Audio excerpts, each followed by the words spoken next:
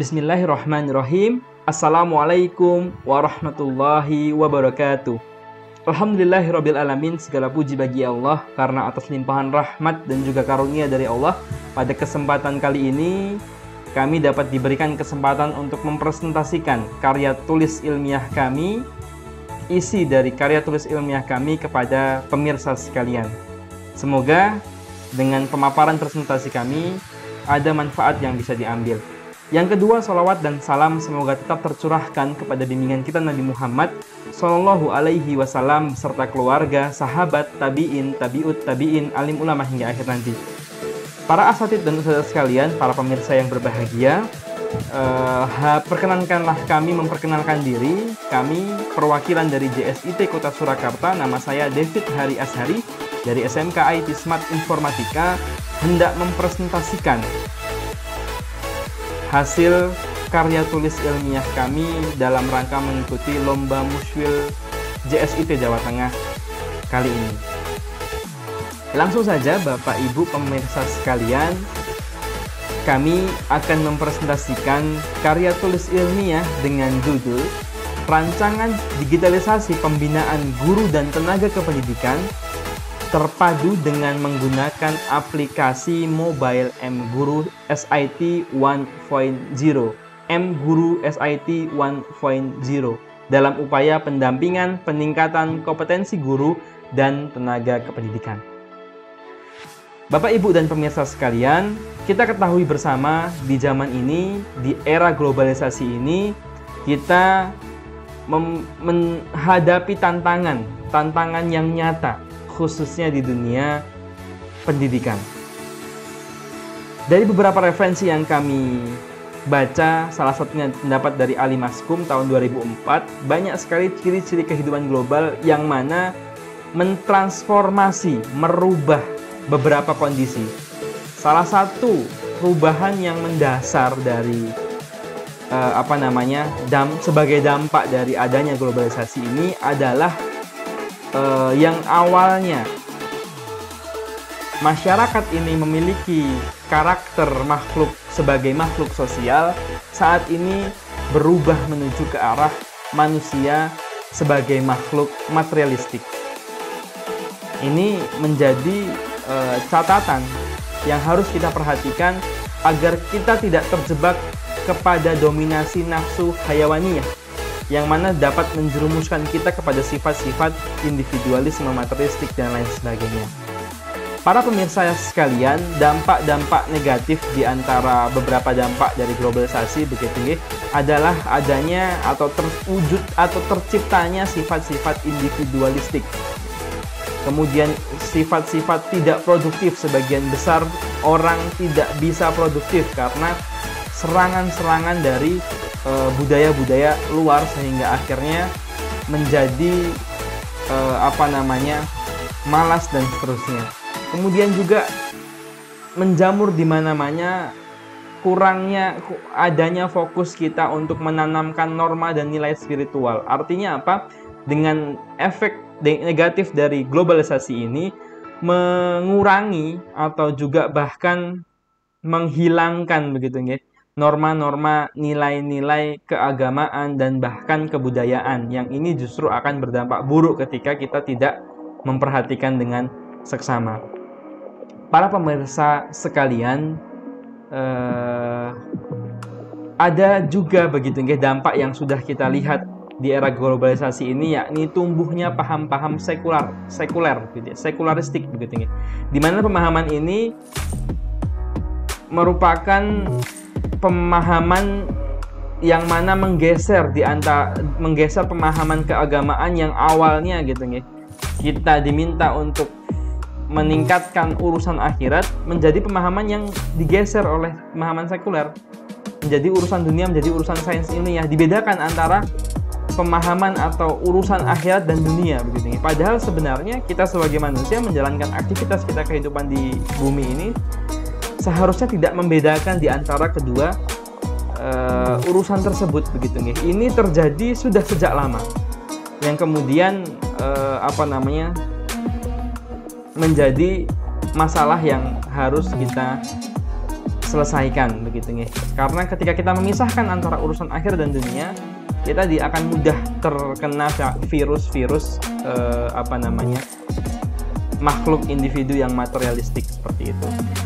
Di antara sekian banyak lah pengaruh-pengaruh dampak dari globalisasi tersebut, maka kita juga tidak heran ketika di dunia pendidikan mengalami juga atau menemui juga kendala-kendala yang serupa begitu. Yang mana akar dari masalah-masalah yang ada berawal dari globalisasi tadi, ketidaksiapan kita menghadapi globalisasi. Salah satunya ketika timbul budaya materialistik tadi, akhirnya guru dan tenaga kependidikan yang ada di sekolah Islam terpadu ataupun sekolah-sekolah swasta lainnya rawan teriming-imingi sifat-sifat yang tadi sifatnya materialistik begitu ya. Kita banyak temui di sekolah-sekolah swasta, juga di sekolah IT khususnya, guru-guru yang kemudian tidak pikir panjang, atau dalam hal ini menganggap remeh begitu pendidikan yang ada di sekolah-sekolah swasta maupun SIT, sehingga akhirnya lebih memilih untuk mendaftar di ASN melalui CPNS maupun P3K, meskipun tidak ada salahnya mendaftar melalui kedua jalur tersebut karena bagian dari ikhtiar kita begitu nih. Namun dasar atau hal yang kemudian perlu kita soroti bersama ini adalah poin terkait dengan tergiur menjadi ASN yang kemudian guru dan GTK ini tidak memperhatikan nilai dan norma yang ada. Contohnya daftar P3K dan atau ASN CPNS ini tidak menerapkan nilai norma adab al-istidzan begitu, tidak izin kepada pimpinan. Nah, ini kan menjadi salah satu permasalahan yang serius. Di mana peran pembinaan selama ini? Bagaimana peran pembinaan SDM selama ini? Apakah sudah ada peran manajemen pembinaan SDM ya, manajemen SDM ini untuk mengantisipasi hal-hal tersebut? Secara teoritis, dalam manajemen SDM itu sudah diantisipasi beberapa hal tersebut. Kalau kita lihat beberapa referensi para pemirsa sekalian, khususnya dari sudut pandang ilmu manajemen, banyak sekali pemahaman atau terkait dengan ilmu-ilmu manajemen yang sebenarnya sudah mengantisipasi hal tersebut. Contohnya nih, kita lihat di sini terkait dengan manajemen SDM yang dipaparkan oleh Kadarisman tahun 2013. Beliau mengungkapkan ada beberapa fungsi manajemen SDM yang penting diterapkan di semua lembaga, organisasi maupun satuan pendidikan gitu ya. Dimanapun itu yang sifatnya itu kita kolektif bersama, beramal jama'i begitu. Ini ada beberapa fungsi manajemen SDM yang harus kita perhatikan. Yang pertama, fungsi perencanaan. Fungsi perencanaan ini bermakna kita bisa merencanakan tenaga kerja kita, pegawai kita, guru dan tenaga kependidikan kita secara efektif dan efisien agar SDM ini bisa bekerja sesuai dengan kebutuhan organisasi gitu. Jadi kita harus merencanakan apa tugas yang harus dilaksanakan, apa goal dia bekerja di sini, tujuan dia apa. Fungsi ini harus dijalankan agar guru dan juga tenaga kependidikan di satuan pendidikan kita tidak jenuh, tidak bingung mau ngapain begitu dan seterusnya. Ini penting. Yang selanjutnya, fungsi pengorganisasian. Fungsi pengorganisasian di sini bermakna kita harus mengambil kebijakan yang strategis dalam rangka mengorganisir semua guru dan tenaga kependidikan, dalam hal ini pegawai kita begitu, karyawan kita, dengan menetapkan pembagian kerja yang tepat, hubungan kerja yang baik, harmonis, ukhuwah yang bagus begitu ya. Kemudian penempatan delegasi yang tepat, wewenang yang tepat, integrasi koordinasi yang baik dari salah satu bidang ke bidang yang lain. Karena organisasi ini merupakan alat untuk mencapai tujuan bersama, maka kita harus bisa mengorganisir semuanya berjalan bersama dalam satu tujuan. Selanjutnya, fungsi pengarahan. Kita sebagai stakeholder, pimpinan organisasi harus bisa mengarahkan kepada pegawai-pegawai kepada kerja-kerja yang efektif dalam rangka mencapai tujuan dengan secepat mungkin.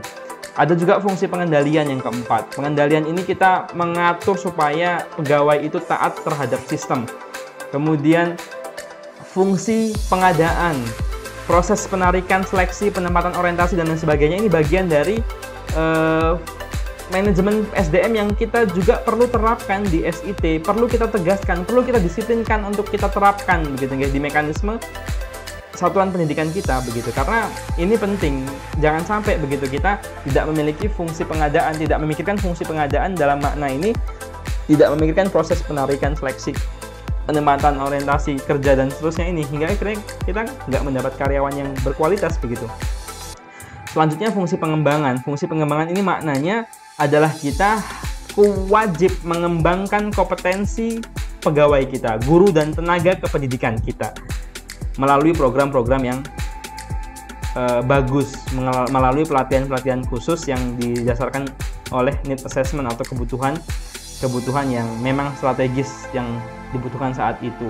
Kompensasi. Nah, ini fungsi kompensasi juga perlu diperhatikan oleh yayasan dan lembaga pendidikan, sekolah, satuan pendidikan dan lain sebagainya. Karena fungsi kompensasi dalam manajemen SDM di sini bermakna kita memperhatikan, memperkirakan pemberian balas jasa langsung kita maupun yang tidak langsung kita kepada pegawai kita sesuai dengan hak mereka begitu.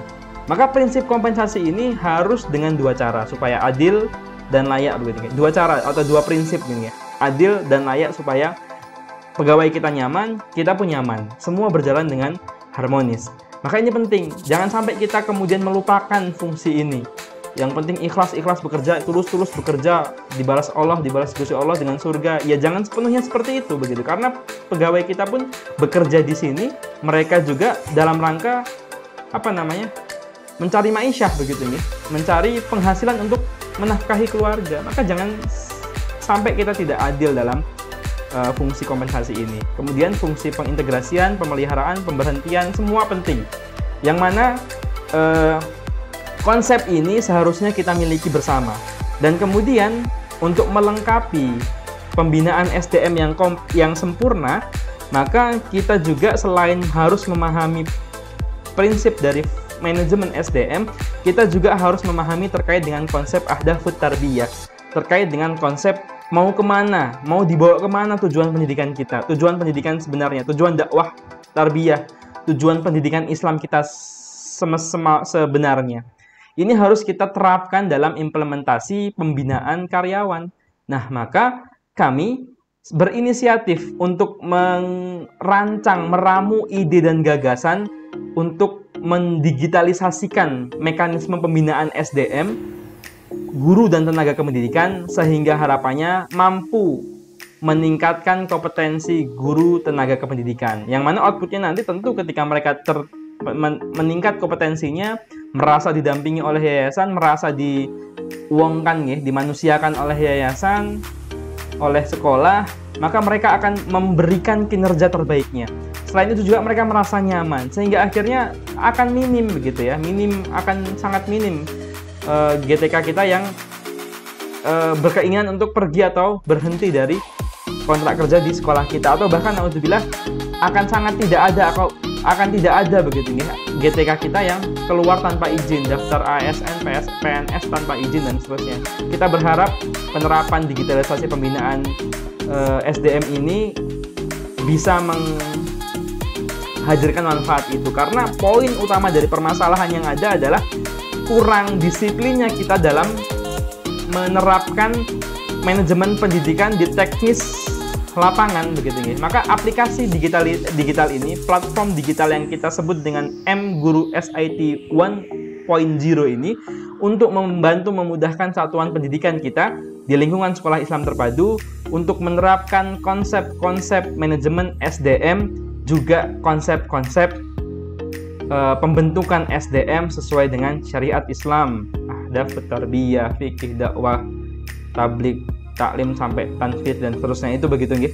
Jadi ini penting kita perhatikan, dan semoga gagasan kami ini bisa menjadi inspirasi dan juga referensi untuk mengembangkan pembinaan atau model atau bentuk terobosan pembinaan SDM yang lebih baik lagi seperti itu. Berhubung lagi kita sekarang ada di era globalisasi, di era di mana teknologi sangat berkembang dengan pesat, maka digitalisasi ini kami rasa perlu, karena tidak mungkin kita meninggalkan faktor ini ya. Tidak mungkin kita meninggalkan aspek teknologi ini begitu. Kalau kita meninggalkan aspek teknologi ini, kita akan tertinggal begitu. Jadi poin utamanya adalah penguatan sistem, penstandaran sistem melalui digitalisasi sehingga merata, sehingga bisa terlaksana dengan istiqomah, berlangsung terus-menerus begitu ya. Seperti itu. Nah, untuk gambaran deskripsi secara singkat dari platform mGuru SIT 1.0 ini, kita sederhana, basisnya adalah web based gitu ya. Jadi kami tidak bertele-tele merancang dengan coding pemrograman, semua yang menggunakan platform ini harus mengcoding dari awal, tidak begitu nih. Atau mengikuti saja, membeli kemudian memakai tanpa bisa mengembangkan, tidak gitu Kak. Jadi kami memilih konsep web based karena kami berharap platform ini bisa dikembangkan di semua sekolah, digunakan di semua sekolah. Maka kami fokusnya adalah merancang, mengembangkan platform berbasis plugin begini, plugin WordPress. Mana semua orang saya yakin bisa mempelajari dengan mudah, dengan cepat, dan saya yakin sudah familiar.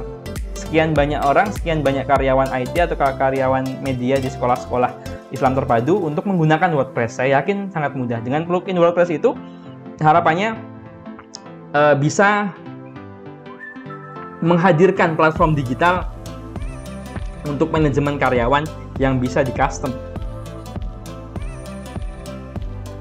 dan dikembangkan oleh masing-masing sekolah. Karena waktu yang terbatas, kami mohon izin hanya sebatas itu pemaparan yang kami bisa sampaikan.